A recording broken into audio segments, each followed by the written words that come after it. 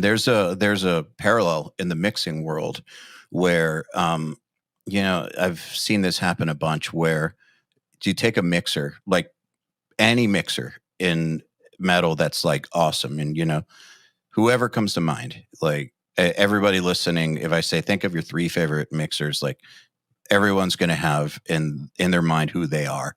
And I guarantee you that if you go on YouTube and you read the comments on, I don't do that, but like because it's. But I'm just saying, as a social experiment, if you go and read the comments on their releases, there will always be one that came out that just doesn't sound that great compared to what you're used to, and so a lot of comments will be like, "Is so and so like forgetting how to mix, or like are they like losing it or whatever?" And then the reality of the situation usually, and I know this because I'm friends with a lot of these guys, and like I know about these situations. Lots of the times, the fact that it sounds as good as it does is a miracle. And in reality, like they were given something that's so like was such a disaster that the real life was just they had to spend all their time getting it from, it came in as an F.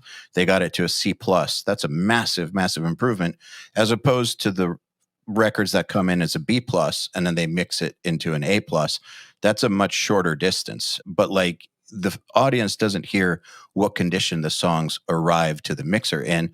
All they hear is the results. So if they're used to this mixer putting out A plus level stuff and out comes a C plus, they'll think it's the mixer's fault. When in reality, the reality of the situation is very, very different. And I think it's the same with records. Like you hear something that's maybe not as good as the rest of the record or whatever.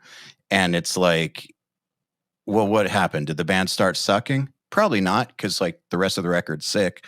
You've seen them live, you know them, you know they don't suck. So what happened? Real life is they ran out of time, or they have a contract, or there's any number of things, but like it's usually not they just started sucking. It's usually not that. Yeah.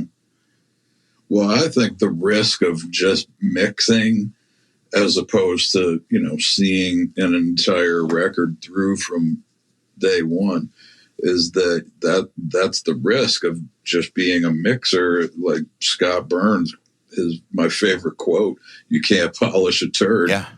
Like if you're handed something that is not good, it's going to be on you to make it sound good. And sometimes it's beyond repair. You know what I mean? Yeah. Beyond. Yeah. There's just a level you can't get it to, I guess, if you're producing. Yeah. So that is the risk of just mixing.